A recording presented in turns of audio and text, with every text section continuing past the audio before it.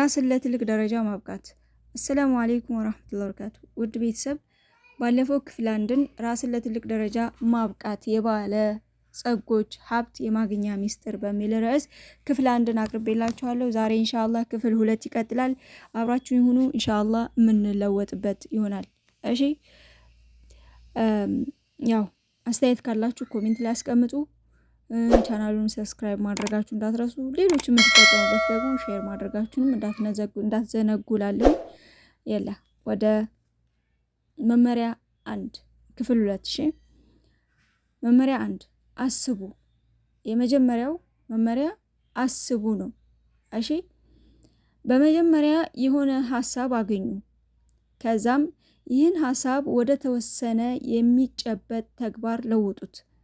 ከሰዎች ጋር ሆናችሁ ስለ ስኬት ስታወሩ መቼም ለዚህ እድል የበቁ እንደነ ሄንሪ ፎርድ፣ ሎርድ ኑፊልድ፣ ዊል ዋርዝ ያሉ ባለጸጎችን ማንሳታችሁን አይቀርም። እዚህ ላይ ነው ብዙዎቻችን የተሳካለት ነጋዴ ለመሆን ስንነሳ ስህተት የምንሰራው። እነዚህ ከላይ የጠቀስናቸው ባለጸጎች በሙሉ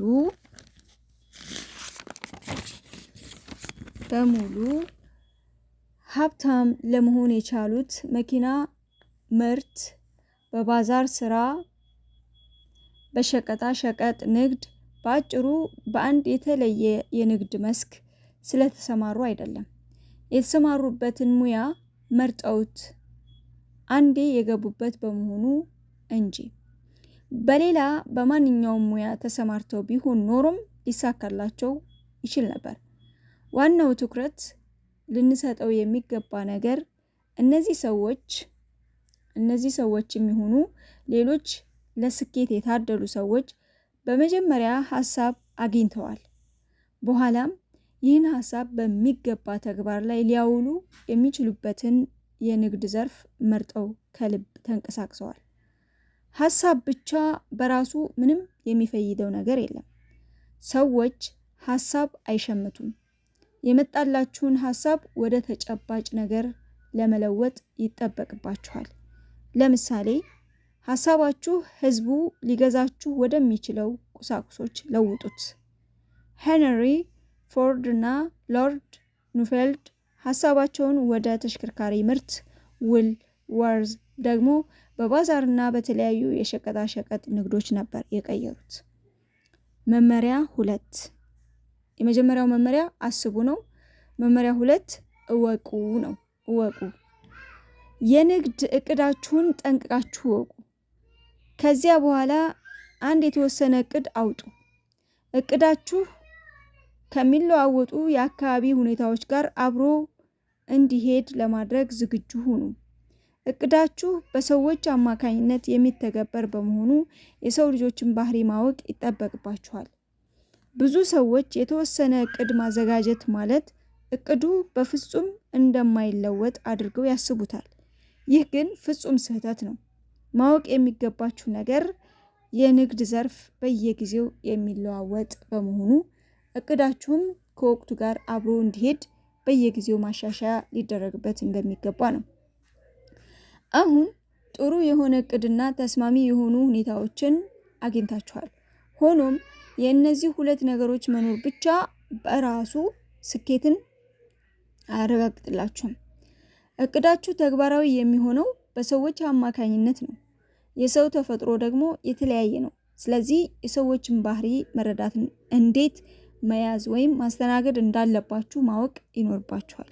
መመሪያ 3 ተግባራዊ ማድረግ። የመጀመሪያው ማሰብ፣ ከዛ ደግሞ ማወቅ፣ ከዛ ደግሞ ያወቅነው ነገር ወደ ተግባር ማድረግ ማለት ነው። በአንድ ጊዜ ተግባራዊ ማድረግ። በአንድ ጊዜ አንድ ነገር ብቻ ለመስራት ሞክሩ።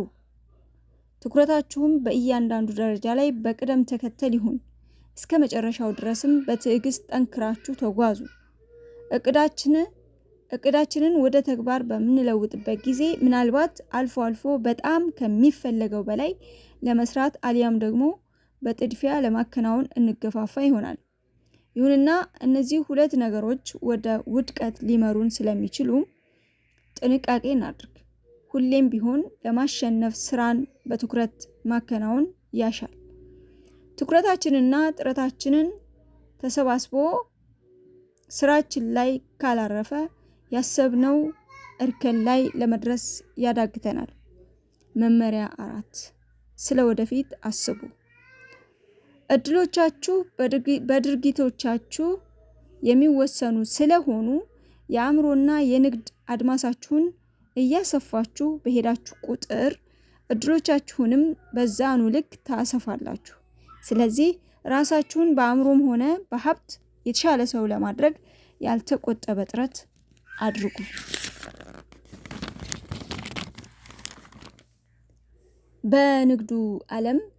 በንግዱ ዓለም በአንድ ጊዜ ወይም 2 ጊዜ ተሳክቶላቸው በኋላ ግን ባሉበት የሚረግጡ አሊያም ጭራሽ የሚረሱ ሰዎች አሉ።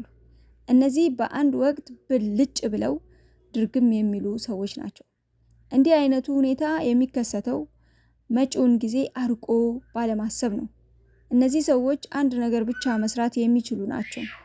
አስተሳሰባቸውን፣ ተሞክሯቸውንና ድርጊቶቻቸውን ጠባብና ውስን እንዲሆኑ ፈቅደዋል። በህይወታችን 2 ነገሮችን ልብ ልንል ይገባል።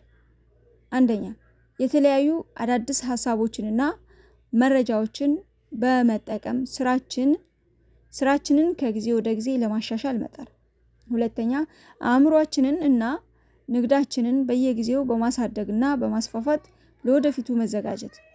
የመጀመሪያው ሀሳብ አሁን ያለንበት አካባቢና ኑሯችንን እንድናሸንፍ ሲረዳን፣ ሁለተኛው ደግሞ ወደፊት የምናገኛቸውን እድሎች እንድንጠቀም ያግዘናል። አሁን ባለጸጋው ንግግሩን ቀጠለ። እነኚህን የነገርኩህን መመሪያዎች የመጠቀሙ ነገር እንደ ግለሰቡ የአእምሮ ሁኔታ ይለያያል።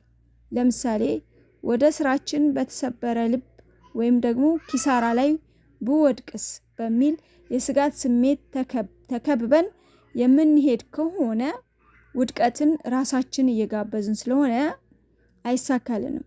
የትኞቹም የስኬት መመሪያዎች ቢሆኑም አፍራሽ የሆነን የአእምሮ ሁኔታ የመቋቋም ብቃት የላቸውም።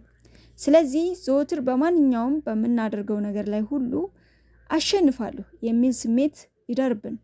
ስለ እንቅፋቶችና ሌሎች የተለያዩ መሰናክሎች ጭራሽ አናስብ። የፈለገው አይነት ችግር ቢገጥመን በልባችን በመጨረሻ እንደሚሳካልን ሙሉ እምነት ይኖራል። ይህንን መሰረታዊ መመሪያ ብዬ እጠራዋለሁ ይላል።